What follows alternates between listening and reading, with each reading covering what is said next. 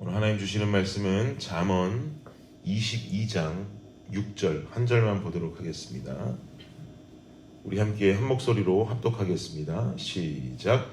마땅히 행할 길을 아이에게 가르치라. 그리하면 늙어도 그것을 떠나지 아니하리라. 아멘. 네, 구글의 창업자 레리 페이지, 그리고 페이스북을 만든 마크 저커버그, 또 아마존 성공 신화의 제프 베조스, 그리고 인텔의 창업자 앤드류 그로브, 또 스타벅스의 CEO인 케빈 존슨, 이들의 공통점을 꼽으라면 모두 다 한 번쯤 들어봤을 법한 성공한 미국의 기업가들이라는 것입니다.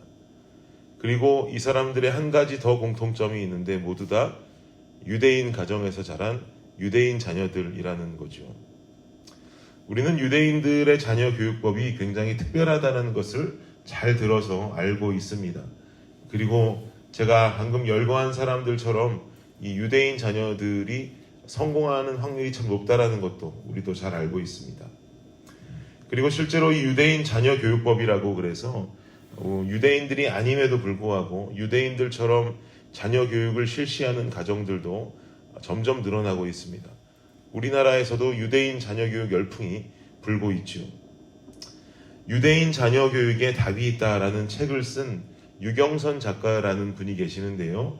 이분이 한 신문지상을 통해서 인터뷰를 했는데, 기자가 묻기를 한국인들의 자녀 교육과 유대인들의 자녀 교육이 가장 크게 다른 차이를 보이는 부분은 무엇입니까? 라고 질문을 했습니다. 이분이 당연히 유대인 자녀 교육에 대해서 연구를 했으니까 적절한 답을 줄 수 있다고 생각한 거죠. 이 유경선 작가분께서 이렇게 대답하셨어요. 한국인과 유대인들 부모와 자녀의 관계에서 근본적인 차이는 누가 중심이냐에 있는 것 같습니다. 유대인은 자녀는 신이 준 선물이고 자신은 수탁자라고 보는 반면에 한국인들에게 있어 자녀 교육의 중심은 자녀입니다. 우리나라 부모님들은 자녀를 자녀의 소유자로 자신들을 생각합니다. 라고 대답했습니다. 저도 상당히 그 글을 읽고 많이 동감했습니다. 여러분들도 이 이야기를 들으시면서 마음속으로 맞다라고 긍정하셨을 것 같습니다. 유대인들은 이런 부분 때문에 자녀들에게 세상의 학문을 가르치기에 앞서서 유대교의 율법을 먼저 가르치죠. 하나님의 말씀을 우선 교육하는 것입니다. 이것은 우리가 계속해서 보고 있는 잠언의 귀한 가르침의 한 부분이기도 합니다. 여호와를 경외하는 것이 지식의 근본이거늘 미련한 자는 지혜와 훈계를 멸시하느니라. 1장 7절에 나오는 말씀이죠. 이 말씀을 완전히 따르는 교육 방법이 바로 유대인의 자녀 교육 방법이 되는 것이죠. 어떤 세상의 학문보다 율법과 자신들의 구약의 성경을 가르치면서 자녀들이 하나님 말씀 앞에 먼저 세워지기를 바라는 교육 방법의 특징입니다. 우리가 잘 알고 있는 순회선교단의 김용희 선교사님도 자녀 교육을 이렇게 시켰다고 그러시죠. 자녀들이 큐티를 하지 않으면, 아침에 큐티하지 않으면 학교 등교를 시키지 않았다고 그래요. 말씀하시기를 여호와를 경외하는 것이 지식의 근본인데 말씀 한 자도 안 보고 큐티도 안 할 바에는 세상 학문 배울 필요도 없다 라고 말씀하셨다 그러더라고요. 그러니 큐티하기 전엔 니네 학교 안 보낸다. 이런 믿음의 소유자시다 보니까 자녀들 모두를 하나님께 선교사로 바쳐버렸죠. 그리고 자녀들을 만날 때마다 지금도 우리는 땅끝에서 죽어서 하늘 한복판에서 만나자라고 인사한다고 하시더라고요. 오늘 본문에서도 여호와를 경외함이 지식의 근본됨을 한 번 더 강조하고 있습니다. 6절 말씀, 아까 읽었던 말씀을 보면 마땅히 행할 길을 아이에게 가르치라 라고 말씀하죠. 여기서 마땅히 행할 길이라는 것은 당연히 하나님의 말씀대로 살아가는 삶을 의미합니다. 그런데 여기서 가르치라라고 하는 동사를 히브리어 원문으로 보면 그 뜻이 가르치라라는 말보다는 익숙하게 해라라는 말의 뜻이 좀 더 원문에 가깝습니다. 즉 하나님 말씀대로 살아가는 삶을 자녀들 삶 속에 어떻게 하란 말인가요? 익숙하게 해주라는 말입니다. 저는 이 가르치라라는 명령어보다 익숙하게 해라라고 하는 말씀이 더 마음에 좀 와닿습니다. 가르친다라는 것은 바로 가르침의 열매를 보고 싶어하는 부모의 열망이 있습니다.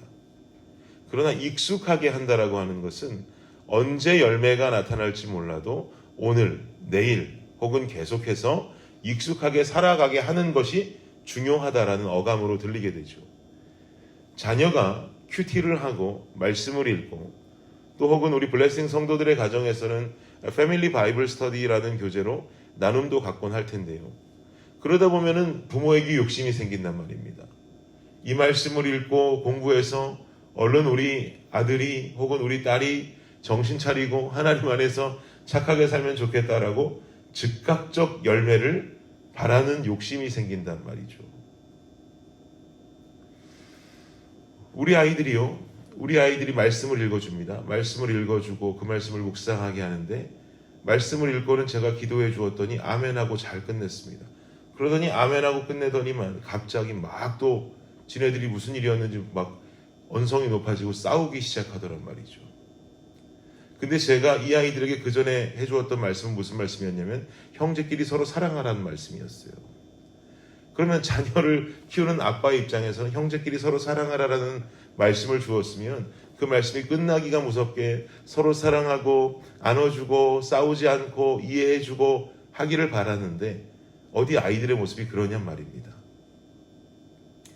이것을 가르친다라고 생각하면 즉각적인 변화가 나타나길 바라지만 성경은 말하기를 익숙하게 해주어라.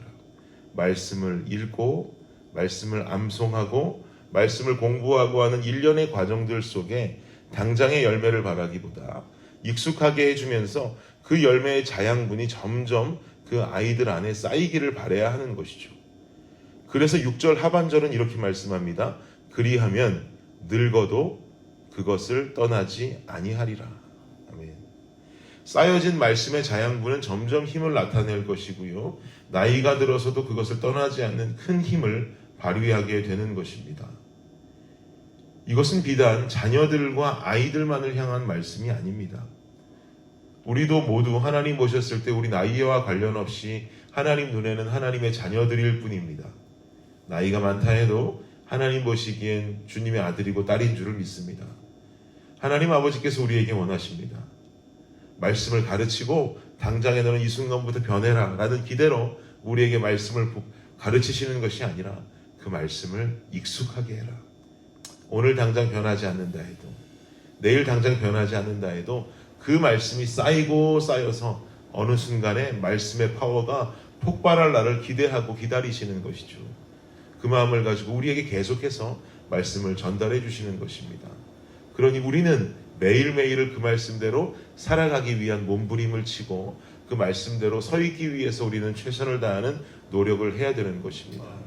그러다 보면 언젠간 그 파워가 터져서 주님이 너무나 기뻐하실 삶의 모습으로 살아갈 수 있는 우리의 진정한 모습을 갖출 수 있게 되는 것이죠. 사랑하는 여러분, 말씀과 익숙하십시오. 말씀은 곧 하나님이십니다. 말씀과 익숙한 것은 하나님과 친밀해지는 중요한 방법입니다. 하나님과 친밀함으로 오늘도 그 손을 붙잡고 살아갈 수 있는 블레싱 성도들이 되시기를 예수 그리스도의 이름으로 축복합니다. 기도하겠습니다. 하나님 감사합니다. 우리에게 말씀이 익숙해야 합니다.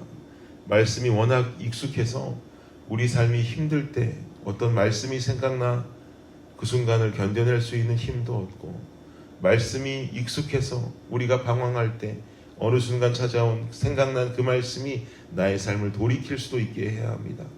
또 말씀이 너무나 익숙해서 나의 삶 하루하루가 주님 안에 살기 위해서 몸부림치며 살아갈 수 있는 온전한 인간을 이루기 위한 노력이 있는 삶이 되어야 할 줄 믿습니다. 주님, 우리의 삶 이렇게 살아가게 하여 주시옵소서.